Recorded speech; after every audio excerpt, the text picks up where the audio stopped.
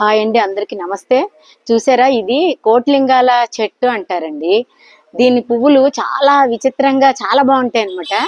ఈ పువ్వుల తాలూకు విశిష్టత అది మీకు చూపిస్తాను, చూస్తూ ఉండండి. చూసారు ఎన్ని పూలు ఉన్నాయో. ఇది మా బావగారుల ఇంటి దగ్గర ఉన్నటువంటి ఒక శివాలయంలో ఉంది. ఇవి అరుదుగా ఉంటాయండి ఈ చెట్లు.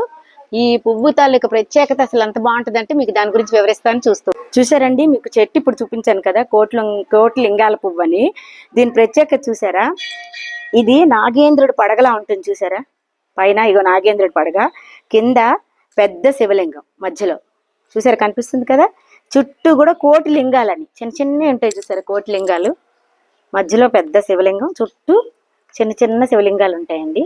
ఇది దీని తాలూకా చెట్టు యొక్క ప్రత్యేకత. అందుకే దీన్ని కోట్లింగాలు అంటారు. చక్క నాగేంద్రుడు పడగలా చూసారా, ఎంత బాగుంది అసలు. సృష్టి నిజంగా ఎంత సృష్టి విచిత్రమైనదో. ఒక పువ్వులో కూడా కోటి లింగాలు, నాగేంద్రుడి పడగ. అసలు ఎంత చిత్రమైందో. ఈ పూలతో శివునికి పూజ చేస్తే ఎంతో పుణ్యవటండి. నమః పార్వతీపతి హరహర మహాదేవ శంభో శంకర. చూసారు కదా. ఇలాంటి పువ్వుని మీరు ఎక్కడైనా చూసేలా ఉంటే నాకు కామెంట్ రూపంలో చెప్పండి. మాకైతే ఇవి ఉత్తరాంధ్ర జిల్లాలో చాలా టెంపుల్స్లో ఇవి ఎక్కువగా దొరుకుతాయండి. ఈ వీడియో చూసిన వాళ్ళందరికీ ధన్యవాదములండి. నమస్తే.